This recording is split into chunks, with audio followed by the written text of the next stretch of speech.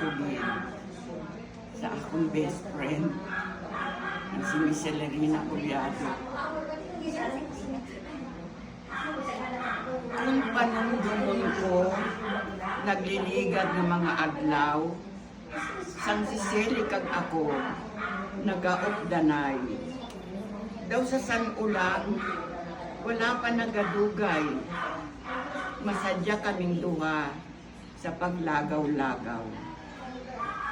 Masami na lang may istorya siyang karadlawan, gani mga oras na among duha, puno sang kalipay. Bisan sa ano nga bagay, kami naghahatagay. Sobra pa sa magtutod, siya kag ako, nagapalanggaanay. Amon mga problema, ginashare sa isa kag isa, kag ginatagan sang laygay, agud masulbar na.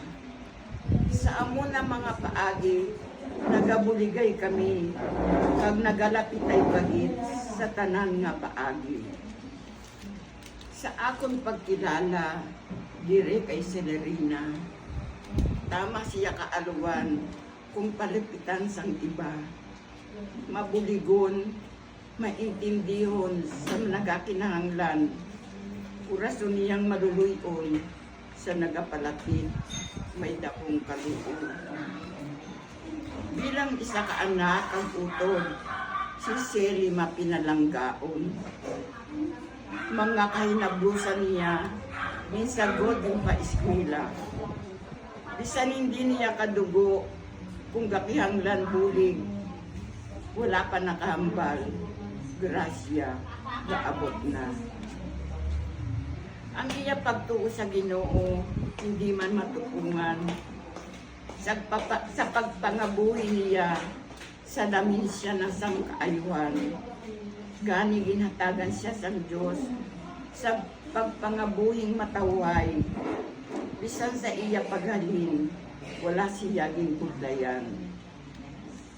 Bilang isa ka maestra, talahuron si Celerina, kag iya mga klase, palagi lang masadya. Daw isa siyang iloy, nagatatap sang iya mga eskwela, tanan na ila problema, ginasulbar niya. Gani, pinalangga namong Seli, sa imo pagpauli, sa ginarian sang aton amay, pangamuyo amon halat, para sa katawhayan sang imo palag. Ari kami tanan, gabay pasubong, sa sabak sang Ginoo, dakong kalipay ang mabatyagan mo.